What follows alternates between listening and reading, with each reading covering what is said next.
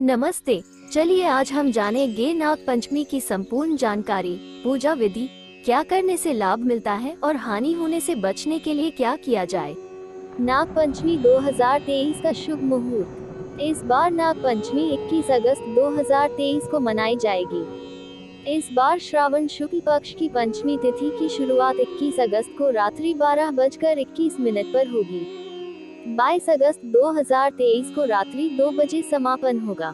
21 अगस्त 2023 को नाग पंचमी पर नाग देवता की पूजा का शुभ मुहूर्त सुबह 5:53 से लेकर रात 8:30 तक रहेगा।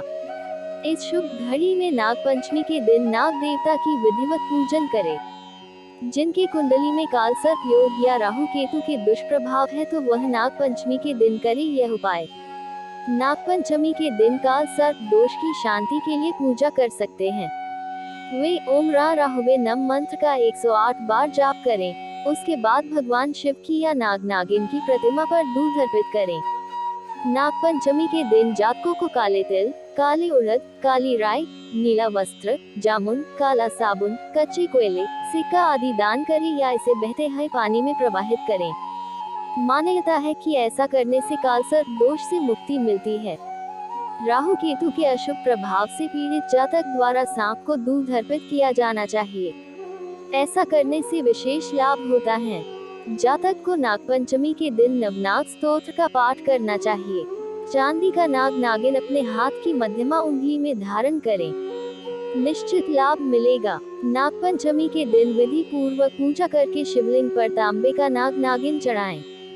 तांबे के लोटे में नाग के जोड़े डालकर बहते जल में प्रवाहित किए जा सकता है। हमारे धर्म ग्रंथों में श्रावण मास के शुक्ल पक्ष की पंचमी को नाग पूजा का विधान है। व्रत के साथ एक बार भोजन करने का नियम है। कथा सरित सागर, नागलोक और वहां के निवासियों की कथाओं से ओतप्रोत है। गरुड़ पुराण, भविष्य पुराण, चरक संहिता, सुश्रुत संहिता, भाव प्रकाश आदि ग्रंथों में नाग संबंधी विविध विषयों का उल्लेख मिलता है। पुराणों में यक्ष, किन्नर और गंधर्वों के वर्णन के साथ नागों का भी वर्णन मिलता है।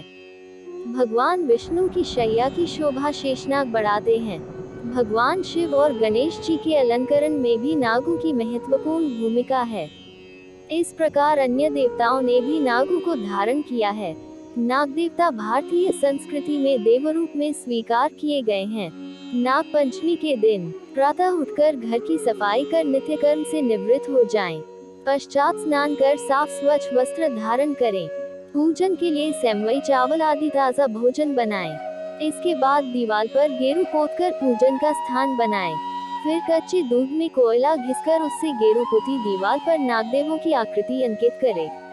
सर्वप्रथम नागों की बाम्बी में 1 कटोरी दूध चढ़ाएं।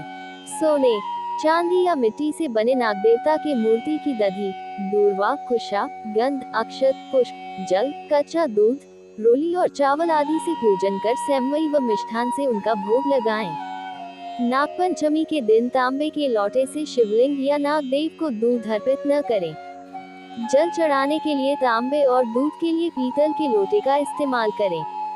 पश्चात आरती कर कथा श्रवण करें। नाग पंचमी कथा। नाग पंचमी की कथा के श्रवण का बड़ा महत्व है। इस कथा के प्रवक्ता सुमंत मुनि थे तथा श्रोता पांडव वंश के राजा शतानिक थे। कथा इस प्रकार है। एक बार देवताओं तथा असुरों ने समुद्र मंथन द्वारा 14 रत्नों में से एक उच्चैश्रवा नामक अश्वरत्न प्राप्त किया था। यह अश्व अत्यंत श्वेतवर्ण का था। उसे देखकर नागमाता कद्रू तथा विमाता विंता में अश्व के रंग को लेकर वाद विवाद हुआ। कद्रू ने नागों को बाल के समान सूक्ष्म बनकर अश्व के शरीर में लिप जाने को कहा, किंतु नागों ने अपनी असमर्थता प्रकट की।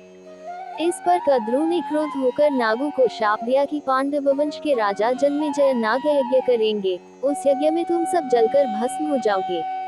नागमाता के शाप से भयभीत नागों ने वासुकी के नेतृत्व में ब्रह्मा जी से शाप निवृत्ति का उपाय पूछा तो ब्रह्मा जी ने निर्देश दिया कि यायावर वंश में उत्पन्न तपस्वी जरत्कारु तुम्हारे बहनोई होंगे।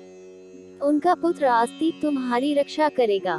ब्रह्मा जी ने पंचमी तिथि को नागों को यह वरदान दिया तथा इसी तिथि पर आस्तिक मुनि ने नागों का रक्षण किया था। अतः नाग पंचमी का ये व्रत ऐतिहासिक तथा सांस्कृतिक दृष्टि से महत्वपूर्ण है।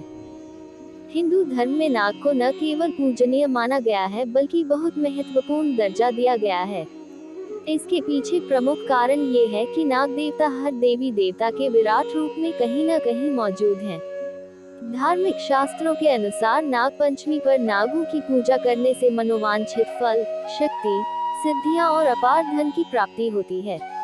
नागपंचमी से जुड़ी कई और भी मान्यताएं हैं। उनके अनुसार नागपंचमी के दिन ये कुछ काम करने से बचना चाहिए। ऐसा करना अशुभ माना जाता है। चलिए जानेंगे कि नागपंचमी पर कौन से काम करने से बचना चाहिए। सिंधा सांप की पूजा न करें। नागों की पूजा करके आध्यात्मिक और अपार धन की प्राप्ति की जा सकती है, लेकिन उस दिन भूलकर भी जीवित सांप की पूजा न करें। पूजा के दौरान जो सामग्री उन पर चढ़ाई जाती है, उससे नागों के स्वास्थ्य पर बुरा असर हो सकता है। धारदार हथियार का इस्तेमाल न करें। मान्यताओं के अनुसार नागपंचमी पर धारदार चीजें जैसे चाकू, कैंची आदि का इस्तेमाल करने से बचना चाहिए।